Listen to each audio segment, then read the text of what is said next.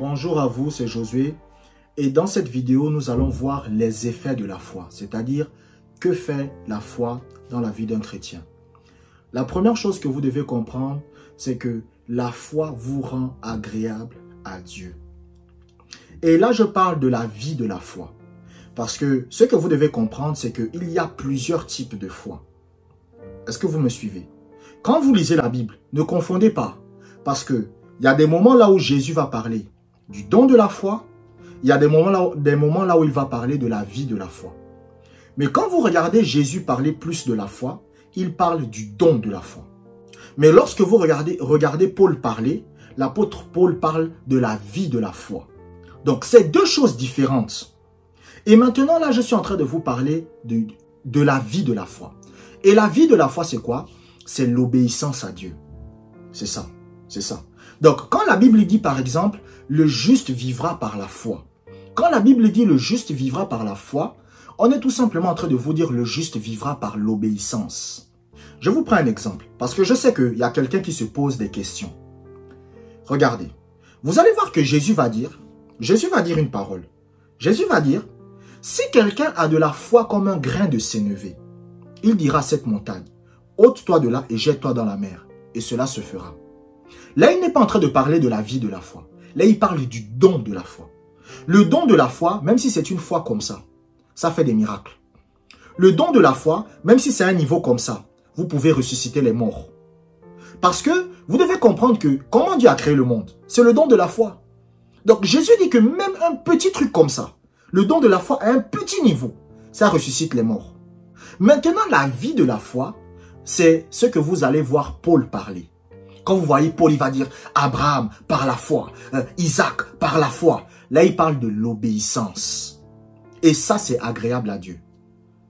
Lorsque quelqu'un marche par la foi, il est tout simplement en train de marcher dans l'obéissance à Dieu. Écoutez, pour connaître le niveau de foi d'une personne, regardez son niveau d'obéissance. Par exemple, qu'est-ce que Dieu attend de lui et qu'est-ce que lui, il fait? Je me rappelle une fois, j'avais lu un livre de Kenneth Hagin et il était en train de prier un jour. Et le Saint-Esprit lui a dit, je veux que tu commences à enseigner sur l'argent. Kenneth Hagin a dit, non Dieu, je ne peux pas enseigner sur l'argent. Il a dit non. Si je commence à enseigner sur l'argent, les membres de mon église, les gens vont penser que je veux voler leur argent. Le Saint-Esprit lui a dit, c'est qui que tu sers? Tu sers les gens ou c'est moi que tu sers? Et c'est là que Kenneth Hagin a dit, il n'y a pas de problème. Et Kenneth Hagin a commencé à enseigner sur l'argent. Et bizarrement même, l'église n'a pas mal pris ça. L'église a dit, oh, Kenneth Hagin, vraiment, frère Kenneth, pourquoi tu n'as pas donné cet enseignement depuis? Ils étaient heureux. Mais en fait, vous savez que, qu'est-ce qui s'est passé? Kenneth Hagin a obéi à Dieu. Malgré qu'il n'avait pas envie de le faire, il a obéi à Dieu. C'est ça qu'on appelle la vie de la foi. La vie de la foi, c'est l'obéissance. C'est-à-dire que parfois, Dieu va vous demander de faire des choses. Vous n'avez pas envie de le faire, mais vous obéissez parce que Dieu veut que vous le fassiez.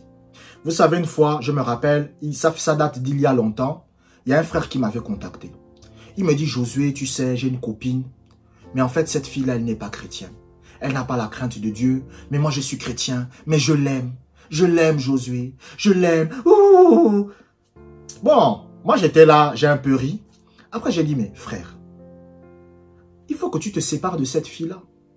Il m'a dit, non, mais la Bible dit qu'on peut être ensemble. J'ai dit, non. La Bible dit, ne vous mettez pas sous un joug mal assorti avec les infidèles.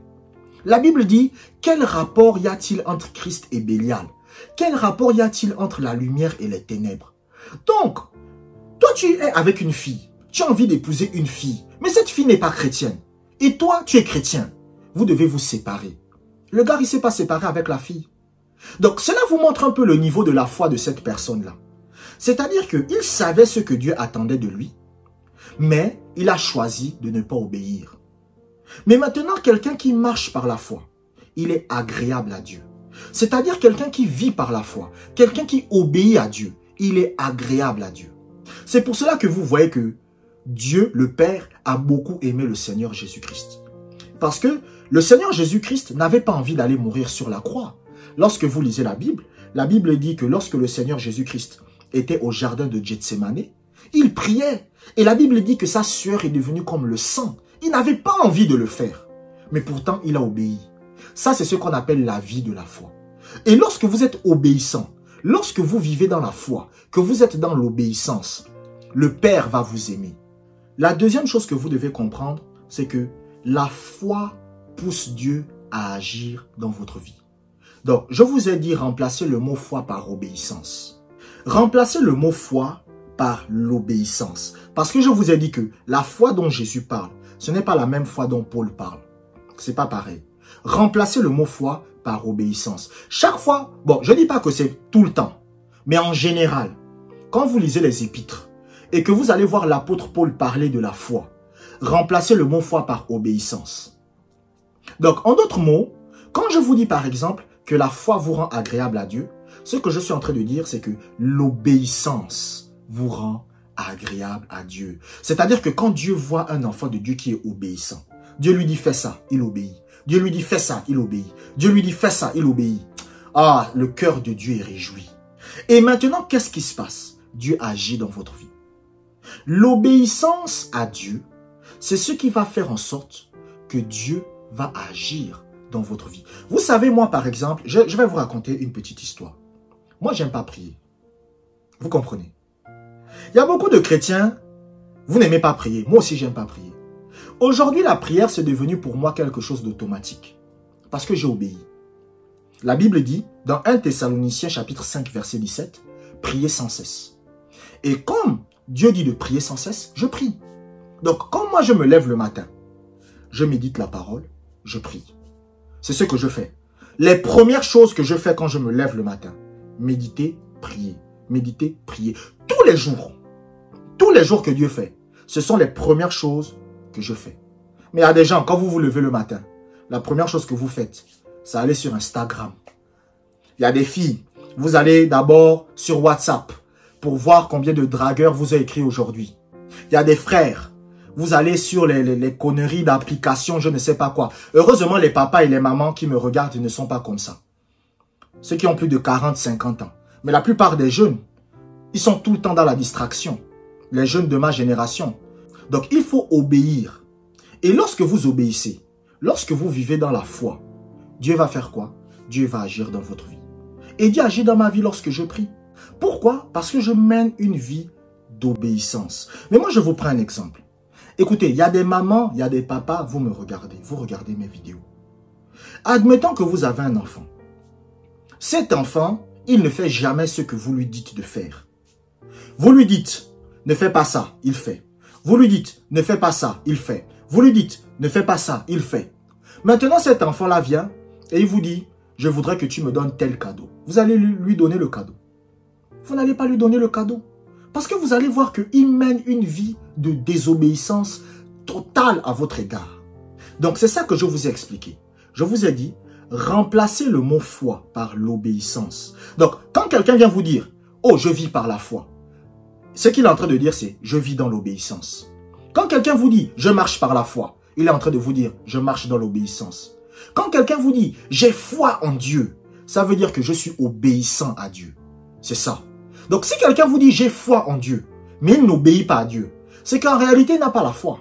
C'est pour ça que Jacques a dit, la foi sans les œuvres est morte. C'est-à-dire que si quelqu'un dit qu'il a la foi, l'obéissance à Dieu dans sa vie va démontrer qu'il a la foi. Mais si quelqu'un dit qu'il a la foi, mais il n'obéit jamais à Dieu, cela signifie qu'il est en train de mentir. Et la foi fait quoi? La foi fait en sorte que Dieu va agir dans votre vie. L'obéissance fait en sorte que Dieu va agir dans votre vie. Dieu n'agit pas dans la vie des chrétiens qui n'ont pas la foi. C'est ça. Dieu n'agit pas dans la vie des chrétiens qui n'ont pas la foi. Donc, en d'autres termes, Dieu n'agit pas dans la vie des chrétiens qui ne vivent pas dans l'obéissance. Écoutez, Dieu aime tout le monde. Dieu aime tout le monde. Dieu aime tous ses enfants. Mais le problème, c'est que lorsqu'un chrétien vit dans la désobéissance, il a lié les mains de Dieu. Il a lié les mains de Dieu. C'est-à-dire que même si Dieu a envie d'agir, Satan va lui parler. Satan va dire à Dieu que Dieu, moi j'étais au ciel, j'étais désobéissant. Tu m'as chassé du ciel. Comment se fait-il que ce frère-là est désobéissant et tu veux l'aider? Donc, Dieu est obligé de laisser. C'est pour cela que vous devez comprendre que plus vous êtes obéissant à Dieu, plus vous marchez par la foi, parce que je fais que vous le répétez, La foi et l'obéissance, ce sont des mots synonymes. Donc, plus vous êtes dans la foi, plus vous êtes dans l'obéissance, ce qui va se passer, c'est que plus Dieu va agir dans votre vie. C'est pour cela, parfois, vous voyez des chrétiens.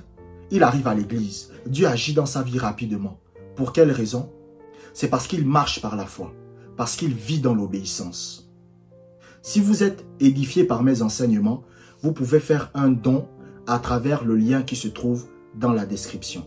Abonnez-vous pour des prochaines vidéos et que la grâce du Seigneur soit avec vous.